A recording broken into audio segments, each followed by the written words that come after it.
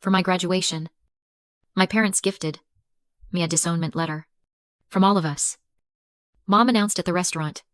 My sister recorded my reaction for their entertainment. I thanked them, took the papers, and walked out. They had no idea what I'd already done. Drop a comment and let me know where you are listening from and what time it is for you right now. I would love to know who is part of our community.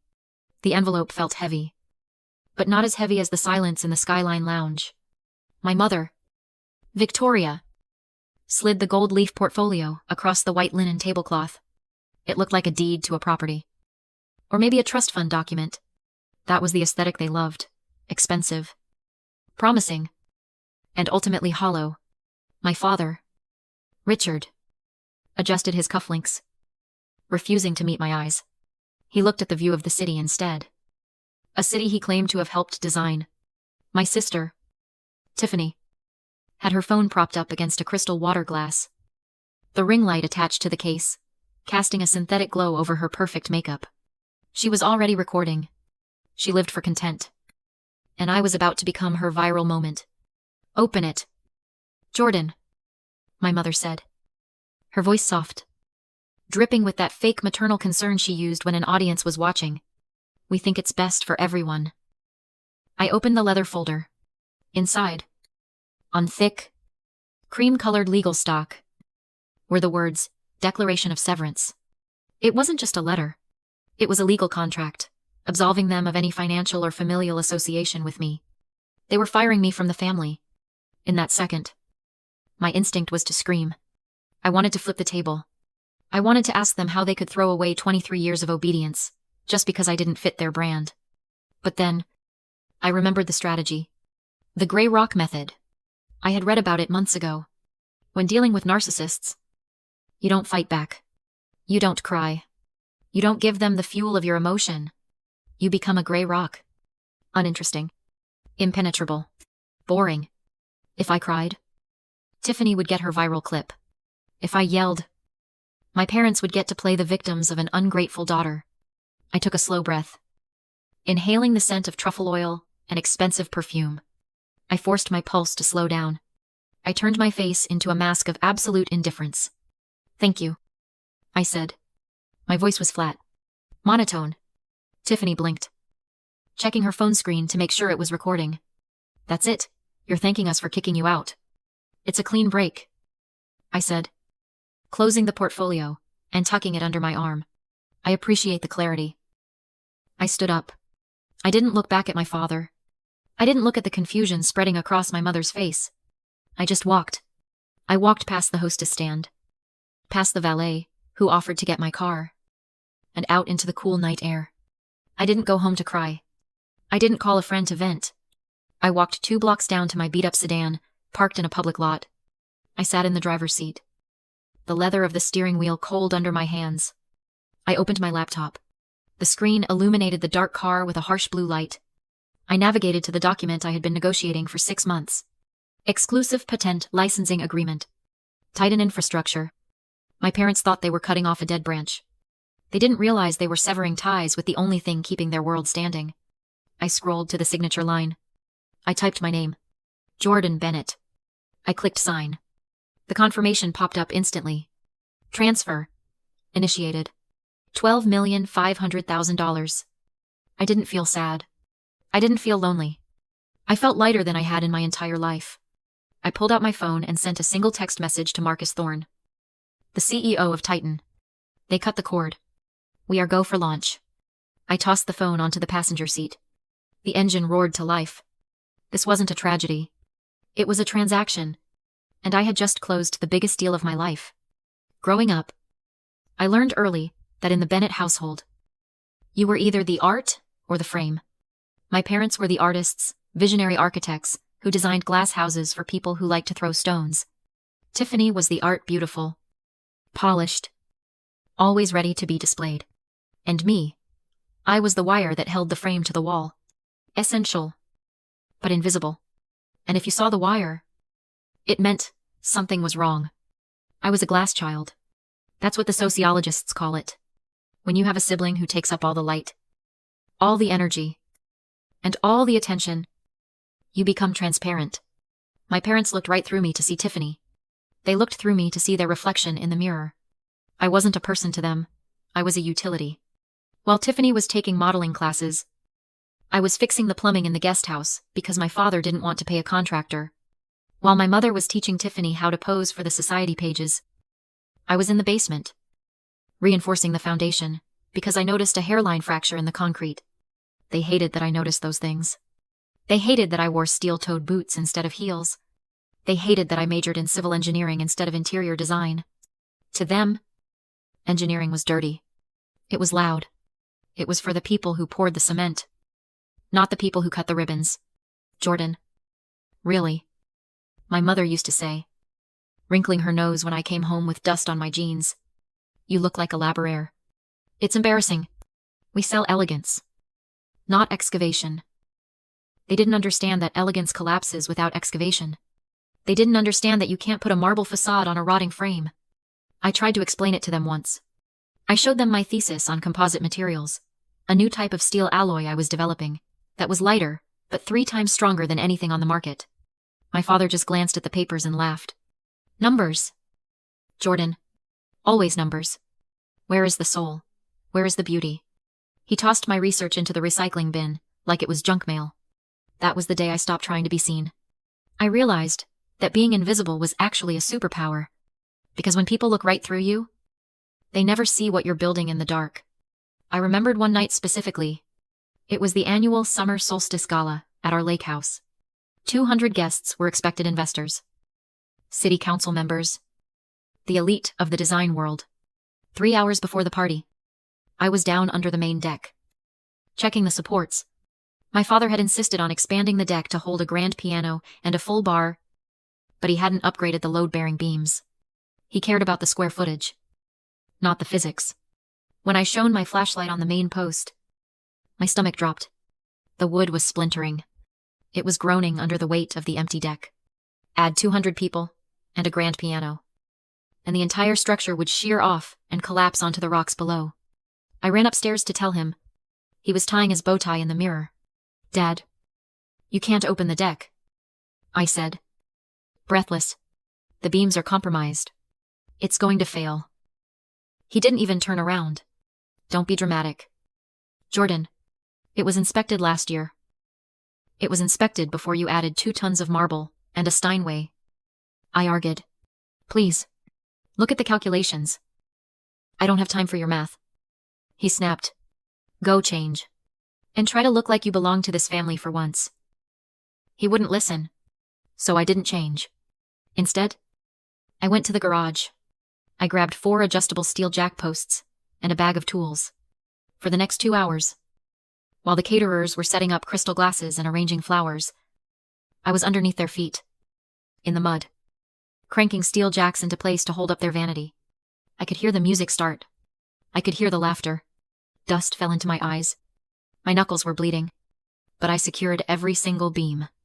I created a temporary skeleton of steel underneath their rotting wood. When I finally crawled out, covered in dirt and grease, the party was in full swing. I stood by the edge of the lawn, wiping my hands on a rag. My father was standing on the center of the deck, right above where I had placed the primary jack. He was holding a glass of champagne, surrounded by admirers.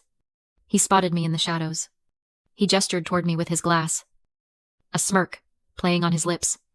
And there's our Jordan, he announced, his voice carrying over the music. Always playing in the dirt. We try to refine her, but some people are just rustic. The crowd laughed. Tiffany giggled, capturing the moment on her phone.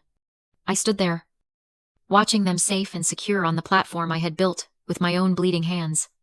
He was mocking the very person keeping him from falling into the abyss. That laughter didn't hurt. It clarified. It burned away the last desperate hope that they would ever love me for who I was. I realized then that my compassion had been a luxury they had overdrafted for years. I looked at my father, beaming on that deck, and I made a silent promise. I would never fix their foundation again. The next time they built something on a lie, I would let gravity do its job. The silence from my end must have been deafening to them. To a narcissist, silence isn't peace. It's an insult. They need reaction, like a fire needs oxygen. When I didn't scream, didn't beg, and didn't call. They had to escalate. They had to manufacture the noise I refused to make. 3 days after the disownment, a notification popped up on my tablet. Tiffany. A new video titled, Cutting Toxic Cords, My Healing Journey. I didn't block her. I needed the data. I clicked play. Tiffany sat cross-legged on her velvet sofa, wearing cozy loungewear that cost more than my first car. She looked directly into the camera, her eyes glistening with practiced vulnerability. "It's so hard," she whispered, wiping away a non-existent tear. "When you have to let go of family members who just don't align with your growth. We tried so hard to save her. But some people just bring dark energy into your light. I'm choosing love. I'm choosing to protect my brand and my peace." The comments were a flood of sympathy. "You're so brave. Tiff. Protect your energy. Queen. Toxic family is the worst." I watched it once. My pulse didn't even jump. It was a performance. And I was just a prop. I closed the tab. But they weren't done. The next morning, a courier arrived at my apartment. He handed me a thick envelope. No return address. But I recognized the handwriting. My mother's calligraphy. I opened it at the kitchen counter. It wasn't a letter. It was an invoice. Itemized, reimbursement for parental investment. They had listed everything. Obstetrician fees, $4,000. Pediatric dental work, $6,500. Clothing and board, $120,000. Tuition, $48,000. At the bottom, bolded in red, total due, $178,500. Payment plans available upon request. A note was paper-clipped to the front. "Since you are no longer family, we feel it is only fair you reimburse us for the cost of a failed investment. Consider this a lesson in the value of money." I stared at the paper. Most people would have cried. Most people would have called their parents screaming about how you can't bill a child for existing. But I wasn't most people anymore. I was a gray rock. I didn't feel hurt. I felt fascinated. It was grotesque. Yes. But it was also revealing. They didn't see a daughter. They saw a sunk cost. They were trying to claw back equity from a bad asset. I didn't tear it up. I didn't burn it. I scanned it. I saved it to a folder on my encrypted drive labeled litigation support. Then I filed the original in a fireproof box. I didn't answer a single text. I went to work. My office wasn't a glass tower. It was a trailer on the edge of a massive, churning construction site in the industrial district. This was where Titan Infrastructure was breaking ground on a new water treatment facility. It was loud, muddy, and smelled of wet concrete and diesel. I loved it. Marcus Thorne was waiting for me by the perimeter fence. He was a man built of granite, and few words, wearing a hard hat that had seen actual work. "The patent transfer is complete," he said, skipping the pleasantries. "The funds should be in your account." "They are," I said. "Thank you." He looked at me, his eyes narrowing slightly. "You look different. Bennett. Lighter." I dropped some dead weight, I replied, adjusting my own hard hat. Marcus nodded. He didn't ask questions. "That's why we worked well together." "Good. Because I need you focused. We have a situation across town." He pointed toward the city skyline, where the steel skeletons of skyscrapers pierced the clouds. "You know the Zenith project?" he asked. I nodded. Everyone knew the Zenith. It was being billed as the future of the city, a 60-story residential tower made almost entirely of glass. It was supposed to be the height of luxury living.